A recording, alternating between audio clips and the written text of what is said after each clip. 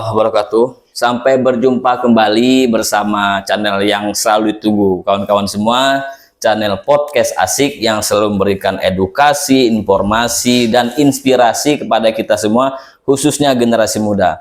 Kawan-kawan, saat ini podcast asik akan mengkonfirmasi atau berdiskusi terkait yang saat ini lagi viral di media sosial, khususnya Facebook, terkait penertiban terhadap PKL yang dilakukan oleh Satpol PP Kabupaten Tanjung Jabung Barat.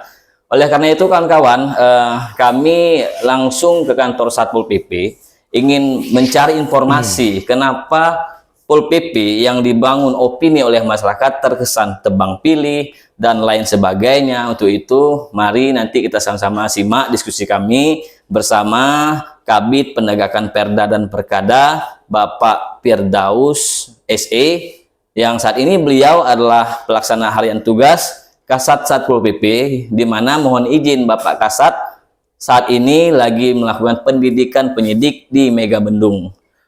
Sebelum kita diskusi dengan abang kita yang keren ini, yang pertama kami sampaikan, beliau sebelum menjadi Kabid Penegakan Perda dan Perkada, beliau sempat tugas di kantor bupati, pernah di keuangan, bang ya, pernah menjadi Kabak Humas, lama juga beliau ini menjadi Kabak Humas, dan di situ beliau sangat aktif terhadap segala informasi yang mungkin bisa disimak nanti, dan juga beliau pernah nyari sekretaris di Kesbangpol, dan saat ini beliau ditugaskan di Satpol PP Kabupaten Tanjung Jabung Barat sebagai Kabid Penegakan Perda dan Perkada. Oleh karena itu langsung saja kita persingkat waktu kawan-kawan. Mari sama-sama kita sambut dan kita dengarkan nanti apa yang disampaikan oleh abang kita, Abang Firdaus SE. Assalamualaikum bang. Waalaikumsalam. Apa kabar bang? Alhamdulillah. Terus Pol PP bang. Biasa. Wah, itu biasa bang ya. Iya. Ini bang, kami ini kan podcast yang mengedepankan edukasi dan jangan sampai ada miskomunikasi. Iya. Karena masyarakat ini kan maklumlah mudah di framing.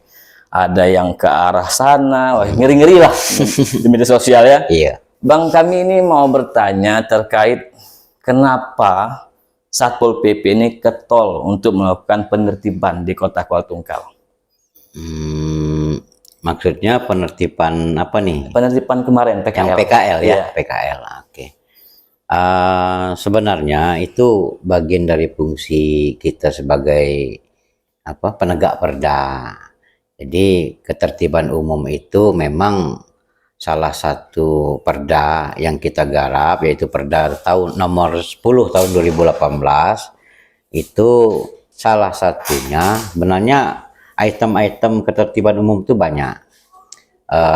Pelanggaran sosial, gangguan keamanan, dan salah satunya juga kita mengatur di dalamnya tentang bagaimana para pedagang kaki lima ini menggunakan tempat jualannya itu pada tempat yang betul-betul sesuai fungsi. Nah, di perda tersebut sudah diatur di Perda nomor 10 tahun 2018 tersebut bahwa tidak boleh atau dilarang menggunakan trotoar dan bahu jalan yang tidak sesuai fungsinya. Nah, kita semua kan tahu trotoar itu untuk pejalan kaki. Nah, alhamdulillah dengan penertiban yang kita lakukan kemarin, ya kalau mencapai sempurna itu belum lah ya lah. Nah, cuman sudah nampak perubahan, trotoarnya udah rapi, bersih, kesannya sudah agak lapang. Nah, jadi itu juga kemarin kita melaksanakan giat penertiban tersebut, itu arahan dari Bapak Bupati, apalagi bulan puasa itu terkait meninjau saluran got sekalian pembersihan. Nah, ada beberapa spot drainase itu tertutup oleh lapak-lapak dan gerobak pedagang. Nah, oleh karenanya diminta, karena itu bulan puasa, sehabis lebaran untuk ditertibkan. Nah, ditertibkan ini ada beberapa kategori. Ada yang hanya dimundurkan dari trotoar, Misalnya yang punya halaman rumah agak dimundurkan, pokoknya tidak boleh di atas trotoar. Ada juga yang dilakukan pembongkaran. Pembongkaran ini misalnya spot untuk yang di depan lapangan tenis Iya. Mengarah ke Pujasera itu memang harus dibongkar. Suatu saat pun akan dibongkar karena akan dipakai atau direnovasi untuk lapangan parkir dalam rangka persiapan menjadi tuan rumah Porprov tahun 2026. Oh. Nah, menindaklanjuti arahan Pak Bupati tersebut, kita langsung bergerak pada bulan puasa itu kita surati PKL-PKL yang ada di sekitar lapangan tenis tersebut. Nah, kita buat pernyataan tertulis, mereka bersedia membongkar. Nah, kemudian sehabis Lebaran, sebelum kita melakukan pembongkaran, kita juga sudah memberitahukan secara tertulis untuk membongkar sendiri. Iya. Nah, dengan catatan apabila saat giat penertiban dilaksanakan belum dibongkar, maka akan dibongkar oleh tim Satpol PP. Jadi pembongkaran itu sebenarnya sepenuhnya sudah diketahui dan mereka juga membuat pernyataan tertulis bersedia. Nah, jadi kita kan punya SOP. Iya. Nah, terutama yang PKL yang memakai bahu jalan atau trotoar. Nah, bagaimana jalanan itu bisa sepenuhnya digunakan oleh pengguna jalan, trotoar bisa sepenuhnya digunakan oleh pejalan kaki. Nah, bagi yang melanggar tidak langsung ujuk-ujuk kita tindak. Iya. Tim patroli kita setiap hari pagi sore itu rutin memantau, memberikan himbauan bagi yang melanggar. Kemudian jika himbauan lisan itu tidak digubris, diberikan surat peringatan 1, 2, 3. Jika masih melanggar juga baru kita proses lebih lanjut. Nah, kita tindak. Itu pun sebelumnya kita beri kesempatan, berikan waktu untuk membongkar sendiri. Seperti itu. Berarti tahapan yang telah dilakukan Satpol PP ini sesuai dengan ketentuan ya Pak ya? Iya, pertama melalui teguran lisan, ditegur melalui tim patroli, lalu diberikan tertulis. Iya. Dan mereka itu sudah mengerti kesalahan mereka. Dan mohon maaf Pak ya, karena opini yang dibangun ini kan Pol PP itu terkesan ya kejam mungkin ya.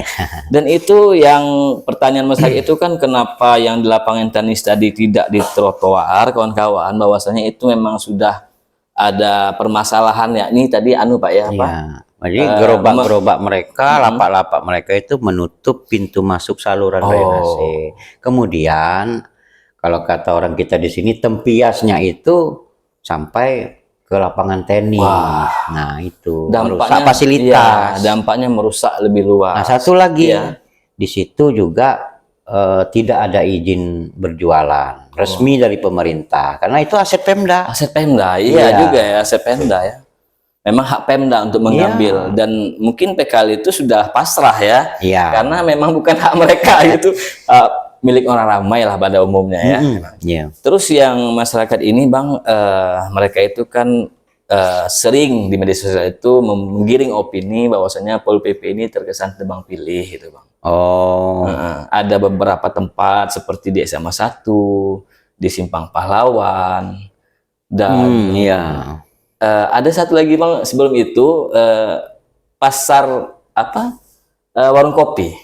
Warung kopi itu ada juga yang menggiring opini ke arah sana, itu kan sudah ada kopi yang di yang Haji Mail, yang wisata kuliner. Kalau itu sudah secara resmi di SK-kan sebagai wisata kuliner. Kan di gerbang sudah gerbang masuknya kan sudah ada wisata kuliner. Oh, itu legal Bang ya. Bagaimana yang di Simpang Pahlawan, Taman PKK dan yang di Simpang SMA 1 Bang?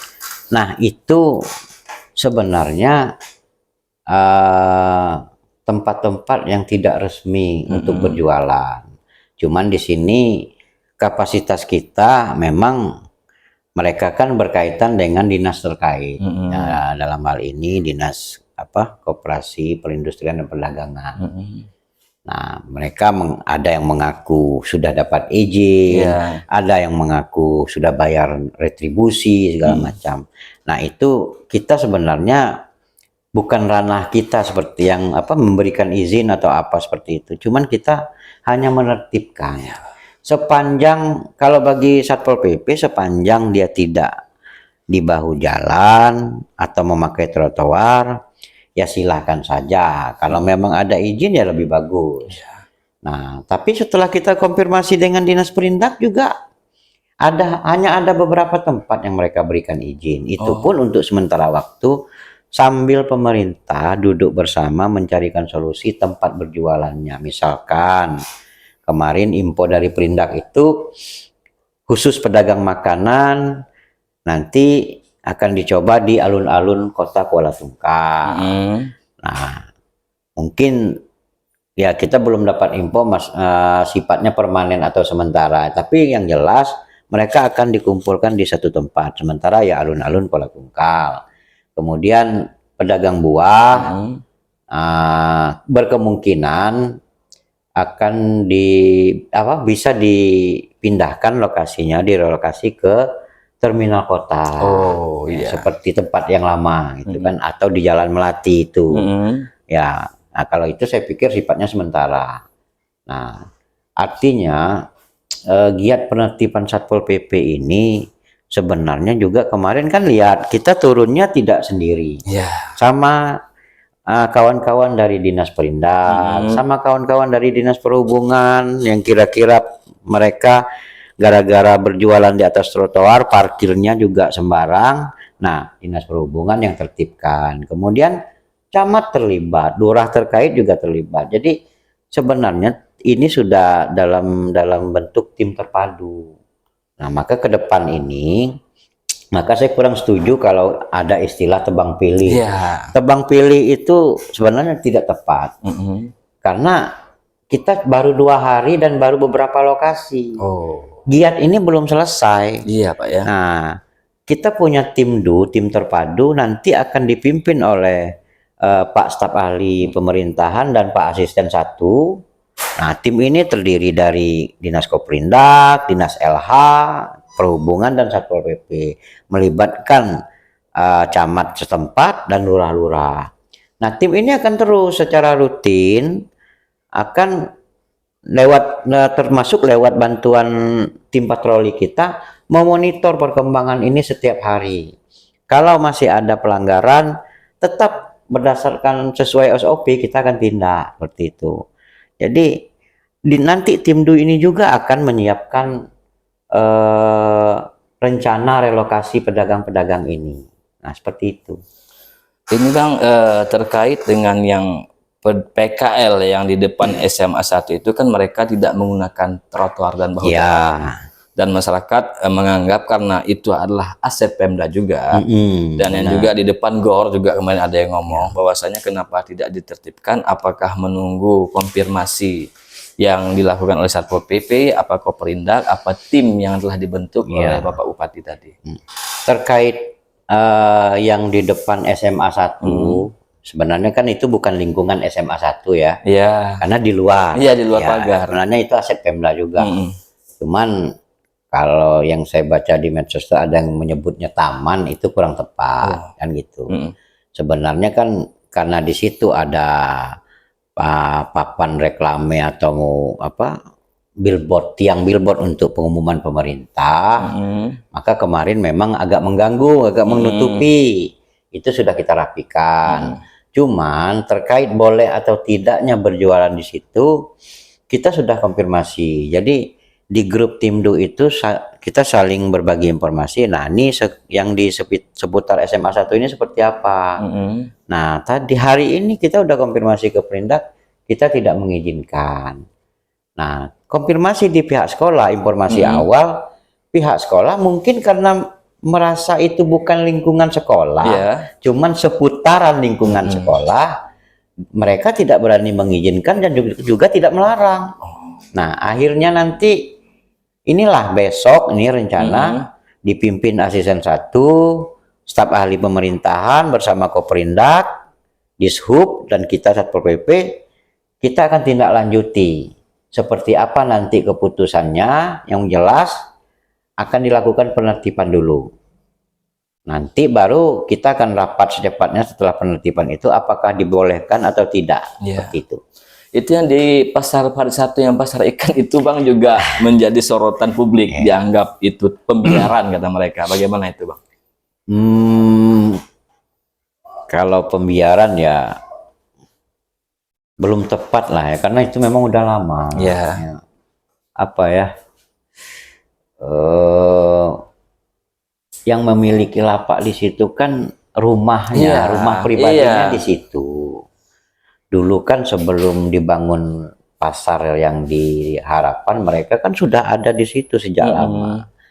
Nah, cuman memang kemarin juga pembahasan dengan apa DPR Mitra Komisi 1 belum ada apa ya solusi yang pasti terkait pasar Parit 1 itu, karena itu milik pribadi. Ya. Nah, cuman ya yang kita lihat memang kurang rapi, kurang apa. Nah, ada salah satu anggota dewan kita yang malah menyarankan ya kalau memang tidak bisa dipindahkan, kan memang masyarakat apa penjualnya itu tidak mau pindah. Memang dari dulu kita tahu kan. Iya. Makanya pasar yang dibangun di Tungkal Harapan itu tidak terlalu berfungsi. Nah, ya kalau memang seperti itu kondisinya sampai hari ini, ada saran. Nah, tidak perlu saya sebut namanya lah, tapi beliau anggota dewan, ya dibikin resmi aja, pasar resmi. Nah, dibikin resmi, difasilitasi, memang dibangun, dirapikan jalannya, jembatan terdekat di situ. Nah, setelah resmi kan mereka bisa ditarik retribusi resmi. Iya, seperti di Kota Jambi itu Bang, kalau mau masuk kan pakai portal, bayar Iya, retribusi. nah, Dishub bikin. Nah, terus kalau memang memungkinkan dibangun ditambah bahu jalannya untuk parkir, silakan gitu kan. Tapi itu juga nanti perlu duduk bersama lah ya antara pemangku kepentingan. Cuman gambaran sementara seperti itu. Paling tim patroli kita setiap hari itu memang ke situ, cuman melihat rapi dan tertib dah. Iya. Nah, itu kan kita bicaranya habis jembatan sampai SD Nasional. Nah, yang sebelum jembatan sampai simpang Masjid Munawarah itu memang wajib ditertibkan. Oh iya, ya itu karena memang mengganggu pengguna jalan, gitu kan. Nah, dan hari ini memang sudah ditindaklanjuti. Iya, ya. Dan tindak lanjut ini tidak selesai sampai di sini. Patroli terus memantau keliling setiap pagi dan sore. Nah, kalau ada pelanggaran, kalau bisa mereka berikan himbauan lisan, insya Allah kalau pedagangnya nurut, ya alhamdulillah. Ya. 1-2 kali tetap kita berlakukan SOP tadi, seperti itu. Berarti memang pemerintah daerah memang konsen ya Bang ya terhadap penataan pengelolaan kota nih Bang ya. Iya. Dan drainase tadi dampaknya banjir Bang. Nah itu. Itu kan kemarin waktu musim hujan banjir. PKL itu kedapatan membuang sampah di drainase saluran air itu. Jadi salah satu faktor yang mempengaruhi ini banjir itu tersumbatnya saluran air itu akibat sampah-sampah yang menumpuk mungkin ya, berpuluhan tahun kan tidak pernah dibersihkan. Makanya kemarin juga Pak Bupati lewat asisten 1 juga minta camat aktif, lurah-lurah ya jangan kebanyak di kantor baik gitu kan, keliling. Oh iya ya. Himbau masyarakat. Bila perlu melalui RT mungkin gotong royong lah secara rutin bersihkan.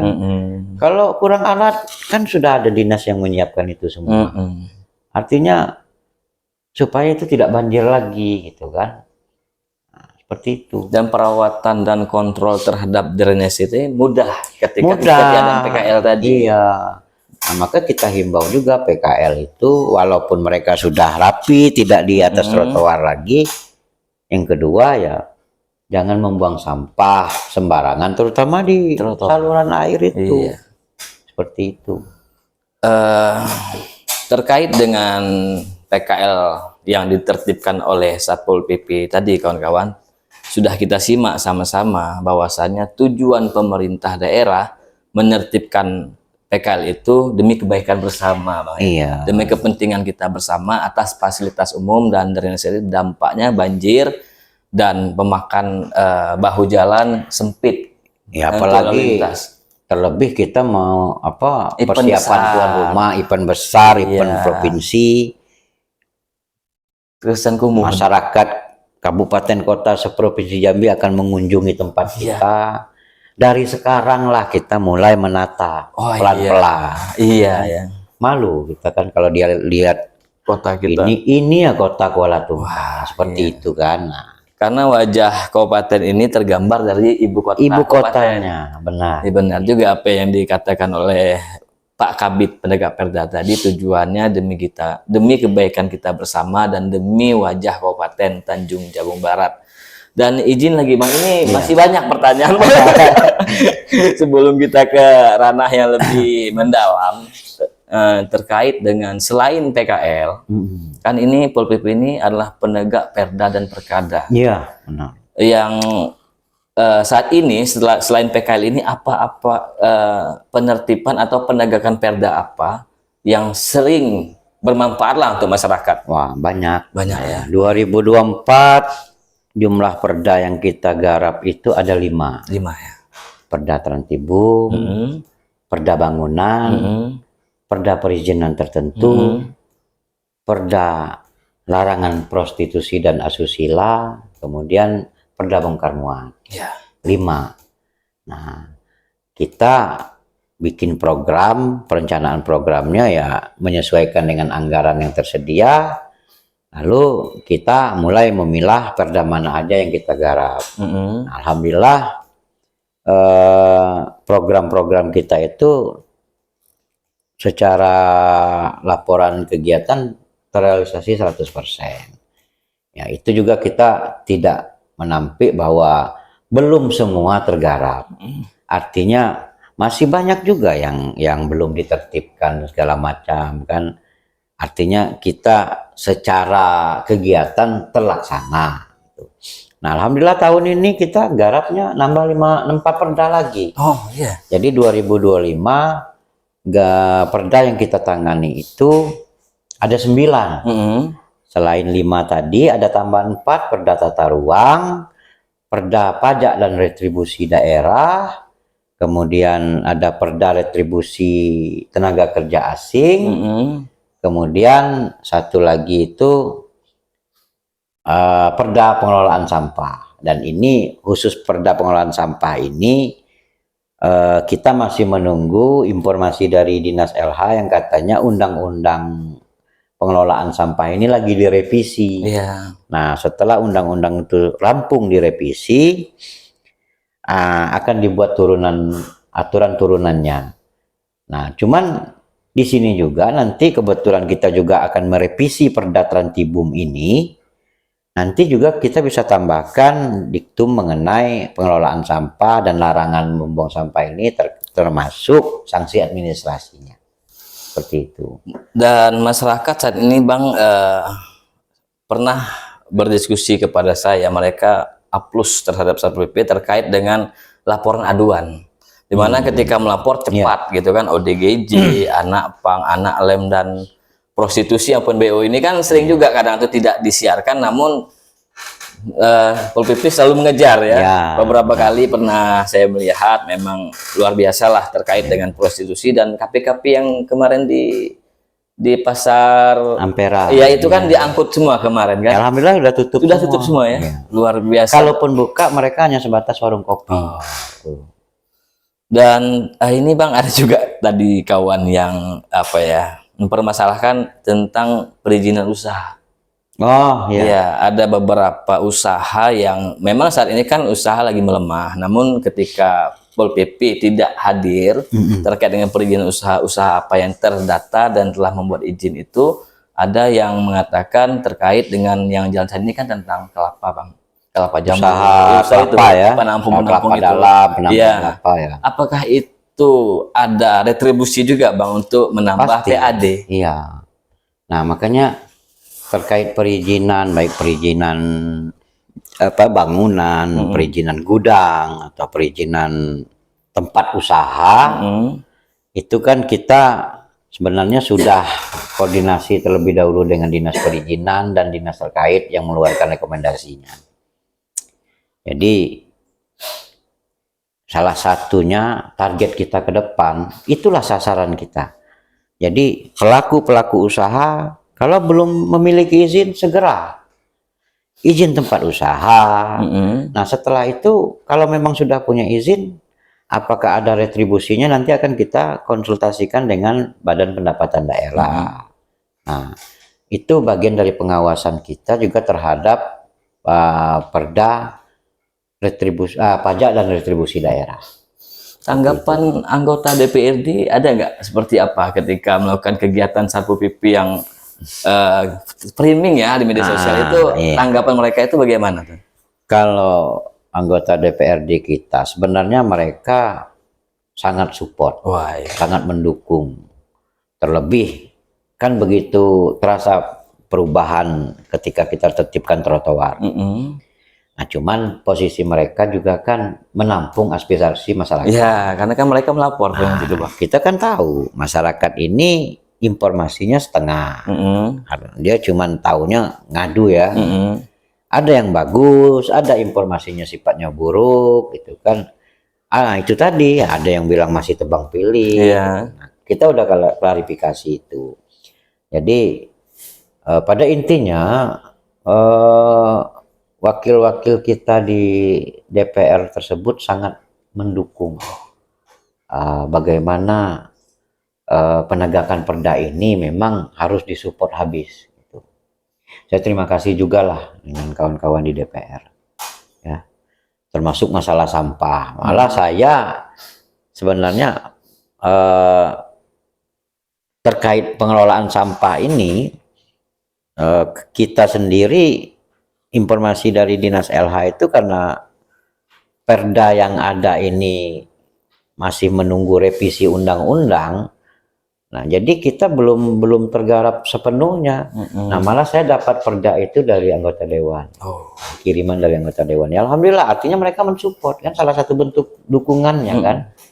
Nah, itu juga perda itu sudah saya koordinasikan dengan LH.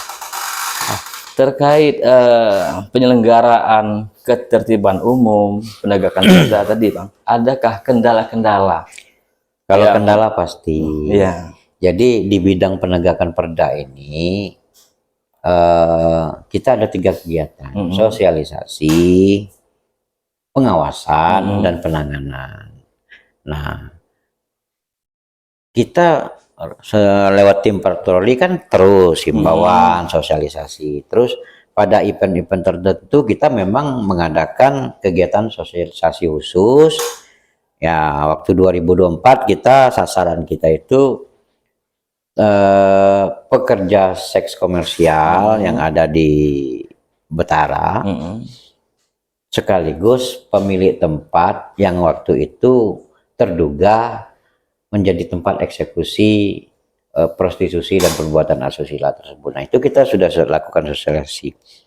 Tahun ini kita dapat 2 kegiatan lagi sosialisasi seperti itu. Nah, targetnya ini PKL ini. Nah, nanti bulan April ini, bulan ini kita akan adakan sosialisasi lagi. Mungkin juga bisa melibatkan narasumber dari dinas terkait seperti LH, Koprindak, dan sebagainya. Kemudian pengawasan. Nah, pengawasan ini rutin, tim patroli, kita dapat informasi terus tiap hari, kemudian laporan dari nomor layanan aduan tadi, nah itu kita tindak lanjuti. Gitu. Cuman kendalanya kan sekarang ini apa ya, kesadaran, masih kurangnya kesadaran masyarakat. Ya, cuman kita maklum lah ya, seperti apa, undang-undang pidana, terus APH, aparat penegak hukum, mereka kan sebenarnya sudah menjalankan tugas. Ya, dengan mereka totalitas pun menjalankan tugas, maling itu kan tidak bisa hilang seketika. Tetap saja orang melakukan kejahatan, kan gitu. Sama lah fungsinya seperti penegakan perda. Kita dengan anggaran sekian, kita bisa lakukan banyak hal. Cuman itu tidak serta-merta menghentikan semua. Ya, jangan seolah-olah kita dianggap tidak bekerja. Cuman memang batasannya itu. Misalnya dinas PU, ratusan miliar anggarannya untuk jalan misalkan. Sampai hari ini tetap saja ada jalannya. Itu artinya bukan tidak ada upaya, bukan ada tidak ada kegiatan dan tindakan. Atau pembiaran. Iya, bukan ada pembiaran, salah sebenarnya. Kurang tepat. Nah, kita mohon pengertian masyarakat lah. Kesadaran bersama. Kesadaran bersama. Itu yang saya bilang tadi. Terutama bagaimana ibu kota kabupaten ini tertata rapi, tertib, indah, aman. Terlebih ya karena dalam waktu dekat kita juga akan jadi tuan rumah Porprov. Iya. Ini Bang, sebelum closing statement, capek nggak jadi Pol PP ini Bang? Soalnya telinga harus peka, orang hati harus peka. Kalau saya kan sudah ada pengalaman di mana-mana, gitu kan. Bahkan pengalaman kerja saya itu berhadapan langsung dengan banyak orang. Di keuangan saya berurusan dengan masalah pencairan. Di humas saya berurusan dengan masyarakat dan awak media. Di Kesbangpol saya berurusan dengan masyarakat yang konflik lahan. Jadi kalau saya pribadi ya sudah kalau terbiasa. capek itu kan manusia, fisik itu terbatas. Cuman semangat yang menguatkan. Semangat ya. Artinya kita memang harus punya motivasi dimanapun kita ditempatkan kan. Ya setidaknya bisa ada sumbangan walaupun sedikit, gitu kan. Ada perubahan lah, gitu kan. Ya kalau saya kan tidak punya kepentingan. Sepanjang itu memang aturan yang harus ditegakkan. Maka kadang kita sedih juga kan. Di medsos itu kita dibilang tebang pilih, kita dibilang terima duit, kita dibilang tidak berani karena ada dekengan segala macam itu. Tidak, sabar, itu bertahap. Sepanjang itu melanggar aturan, akan kita tertibkan, akan kita tegakkan. Nah, tentu dengan SOP yang tersedia di Satpol PP. Terakhir Bang, closing statement, mungkin himbauan kah kepada kawan-kawan atau masyarakat khususnya Kota Kotu kali ini agar mematuhi aturan. Silahkan Bang. Kalau mematuhi aturan memang kewajiban ya. Cuman karena kota kita ini penduduknya 90% lebih beragama Islam. Rasanya kalau kita meyakini hal tersebut, ingat sajalah kebersihan itu sebagian dari iman. Wah, betul sekali. Jadi, ya itu harus muncul kesadaran sendiri. Ini juga bukan bisa selesai dengan pemerintah saja. Harus melibatkan peran aktif masyarakat sampai level bawah. Sampah ini udah permasalahan, kalau kita ya nasional ya, udah permasalahan nasional. Nah, harus melibatkan masyarakat, bagaimana bisa muncul kesadaran untuk menjaga kebersihan, minimal kebersihan lingkungan tempat tinggalnya sendiri. Itu. Saya rasa itu penting lah. Bagaimana saya mengajak semua lah ya, semua orang, mari kita sama-sama kita jaga lingkungan kita. Jangan buang sampah sembarangan. Kalau ada kendala, lapor ke pemerintah, lapor ke dinas terkait. Pemerintah kan sekarang terbuka. Pak Bupati kan, nah salah satunya kita juga ikut bagaimana visi misi Pak Bupati ini bisa terwujud. Seperti itu. Jadi kita bantu pemerintah. Ya, dengan apa yang bisa kita lakukan, yaitu tadi misalnya masalah sampah, jaga lingkungan. Kesadaran bersama. Minimal tempat tinggal kita masing-masing lah. Kesadaran, kepedulian untuk hidup bersama, kedamaian dan kebersihan ya Bang ya. Ya itulah seperti itu. Kawan-kawan, sangat panjang lebar mendalam informasi yang sangat luar biasa disampaikan oleh abang kita tadi terkait dengan PKL, terkait dengan penegakan perda lainnya, dan juga mungkin Pol PP kan memaklumi ketika terjadinya penertiban pasti ada pro dan kontra, Iya, pasti ya. Yang pro yang mendukung demi keberlanjutan kebaikan bersama, yang kontra pasti keluarganya PKL sendiri, orang yang tidak suka sama Pol PP, dan mungkin the framing kepada politik kan beberapa tahun kemarin kan ada yang kontestasi mungkin digiring ke arah bupati, ya semuanya maklum dan biasalah itu Bang, ya. Dan semoga atas kegiatan penertiban ini mampu menumbuhkan kesadaran kita bersama atas kebaikan keberlanjutan kota kita ini menjadi kota yang pantas untuk kita banggakan di kemudian hari, bersama dengan Pol PP dan OPD terkait yang memberikan edukasi dan informasi. Baiklah kawan-kawan, mungkin itu saja dulu yang mungkin bisa kami sajikan kepada kawan-kawan semua. Dan apabila nanti ada PKL kah atau tokoh lainnya kah ingin menyanggah daripada pemerintah daerah, ya kami membuka diri dan menyuarakan bersama agar tidak terjadi miskomunikasi yang mudah digiring menjadi konflik. Ya, Kami siap membuka diri. Bisa datang ke kantor. Bisa datang ke Pol PP langsung, itu lebih baik. Langsung konfirmasi aja ke Pol PP. Atau ke nomor layanan aduan. Atau nomor aduan Boleh. biar Bang ya, biar Iya. tabayun. Nah. Biar tidak ada framing-framing yang nanti ujung-ujungnya menimbulkan kebencian, konflik di masyarakat. Baiklah, hanya itu kawan-kawan. Apabila ada salah perkataan, saya Iwan Permata dan Bapak Kabid Penegak Perda Bang Daus, mohon maaf, kami undur diri. Assalamualaikum warahmatullahi wabarakatuh.